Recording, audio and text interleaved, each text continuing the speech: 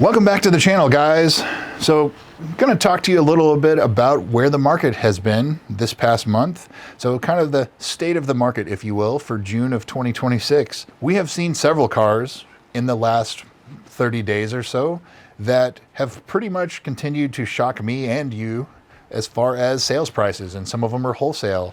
So a great example would be 1363, that if you follow this channel, you saw that it sold for $69,800. So they're in at about $72,000 with fees at a wholesale dealer auction. This is a car, it's a 2016 with less than 10,000 miles on it. It has four-digit mileage on the odometer, and it's a very good example.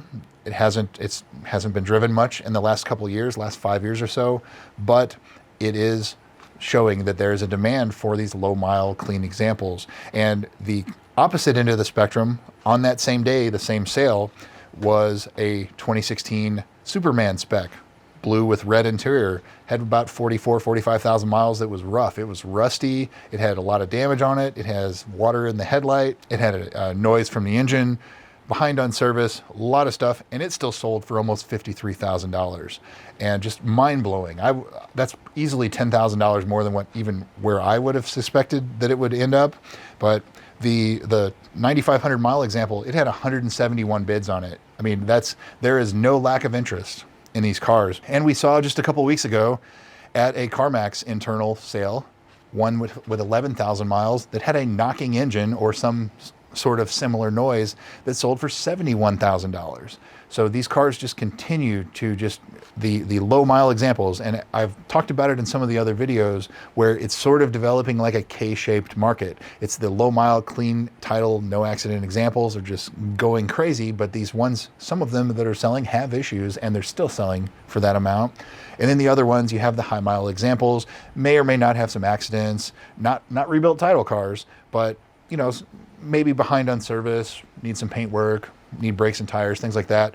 Those are not quite continuing the regular depreciation curve, but they are basically staying flat. And so what I'm seeing is the floor in this market right now, the floor on these cars, no matter the mileage, seems to be around $40,000. So a car with 170,000 miles or a car with 70,000 miles with issues or something, no matter what, it's still going to be around $40,000. And so the price a year ago, the price of entry would have been in the $35,000, $36,000 range, and now it's about $40,000. So it is creeping up for even the ones that may have issues or have higher mileage or both, or rusty or something like that.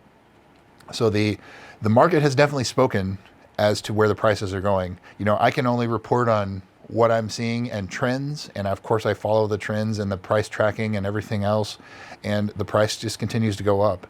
And it's as time goes by, the supply will continue to deplete, it will diminish.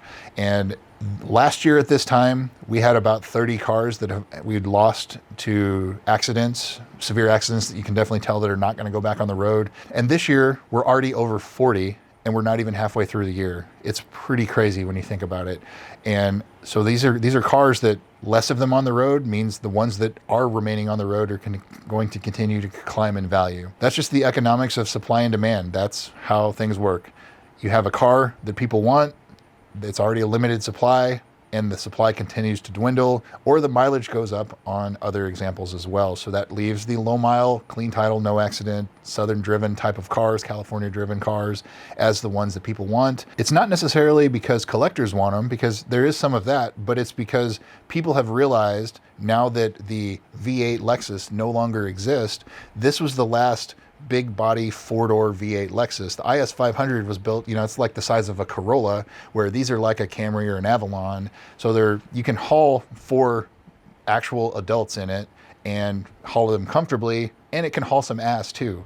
So, there's some of that is in there too. It's not the fastest, but as Doug DeMuro said, the market values reliability. And I think that is another reason why people keep coming back to these, is because they're fast, but they're not the fastest. They're reliable, they're comfortable, but at the end of the day, they have to be a Lexus first. And so it's quiet, it's comfortable when you want it to be, or it can be loud and fast when you want it to be too.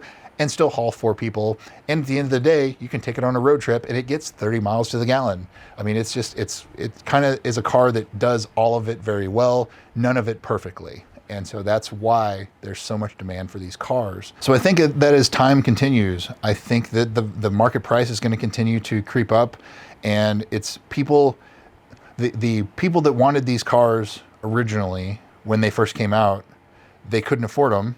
And I would consider myself one of those. Like, I don't think I could afford one of these cars when they were brand new. And now that people can afford them, the prices are going up because there's so much demand for them and there's so little supply. And I think that will just continue. So I'll keep you guys updated, kind of a monthly update like this, and to see what direction we're going. But the RCFs are doing it. The GS350s, God, I don't know if you've priced out a GS350 lately, like a 2016 and newer facelift, like the GS-F, that generation. It is wild what they're going for. Even with 80, 100,000 miles, they're still $25,000, $30,000. I think it's just the car market in general is up, but these are up so much more. And I think that it's just going to continue. That's all there is to say about it. But if you have anything to say, I definitely read through the comments. Let me know. I'm all ears. If you agree with me, if you disagree, if there's other markets. But look at the direct comparison to the GS-F, which go find a same year M5 or E63 AMG, and they're trading for almost half of what the GS-Fs are, and they were more expensive when they were new, so there's things like that you have to factor in too. But it's like Doug said, the market values reliability. So you factor that in with the rarity and the diminishing supply, and that is what creates the market we have right now. So that's what I've got for you today, guys. Thanks again for watching. Of course, subscribe, thumbs up, and let me know in the comments down below. We'll see you soon.